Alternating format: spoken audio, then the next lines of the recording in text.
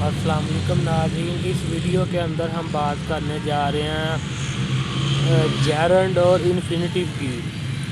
तो बग़ैर वक्त ज़ाया किए मैं समझता हूँ कि हमें ये इस टॉपिक को स्टार्ट करना चाहिए।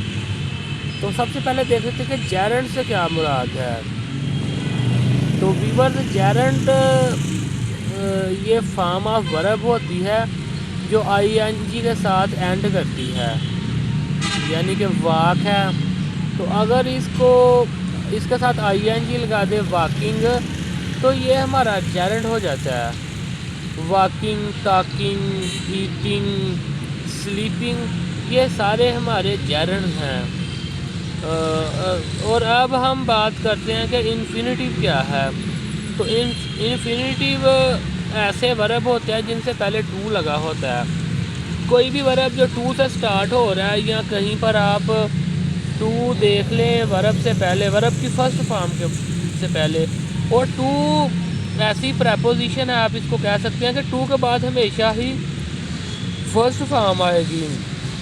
तो जेरेंड से क्या मुराद है कि जेरेंड वर्ब्स की ऐसी फॉर्म्स होती हैं जिनके साथ आईएनजी लगा होता है, जो आईएनजी से एंड कर रही होती हैं।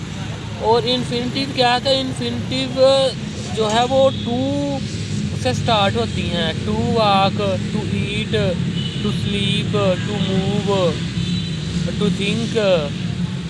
तो ये इसका था बेसिक डिफरेंस, और इनकी डेफिनेशंस भी यही है। तो डेफिनेशंस अगर आप करना चाहें तो आप इस तरह जेरेंड की डेफिनेशन कर सकते हैं। A gerund is a form of verb ends with ing। तो इन्फिनिटिव की आप डेफिनेशन ऐसे कर सकते हैं, all those words which start with the help of to is called infinitive। तो इन्फिनिटिव का याद ये रखना है कि टू लगाने, एक तो मैं आपको बताता चलूँ कि टू के बाद हमेशा वर्ब की फर्स्ट फॉर्म आएगी। फर्स्ट फॉर्म से पहले टू देख लें तो आप समझ जाएं कि ये इन्फिनिटिव है। अब मैं चंद फिक्रे ऐसे बोलूँगा जिनके अंदर इन्फिनिटिव और जेरेंड यूज़ हुआ होगा। he is reading, he is sleeping, he is eating, they are working। देखें, जितने भी इसके वर्ब है इनके साथ आईएनजी लगा हुआ है। और अब इन्फिनिटिव की देखते हैं कि he is busy, sorry,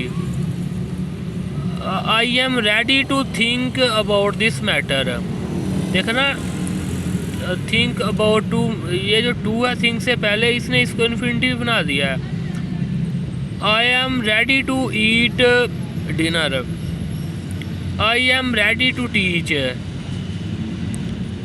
he is coming to leave, वो यहाँ पर छोड़ने के लिए आ रहा है। तो ये इन्फिनिटिव और जेरेंड का डिफरेंस था।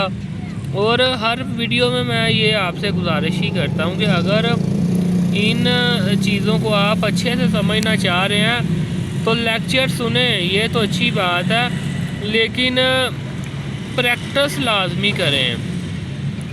जब तक आप प्रैक्टिस नहीं करते हैं तब तक आप कह सकते हैं कि आपको इसकी सही से समझ नहीं आ सकती है।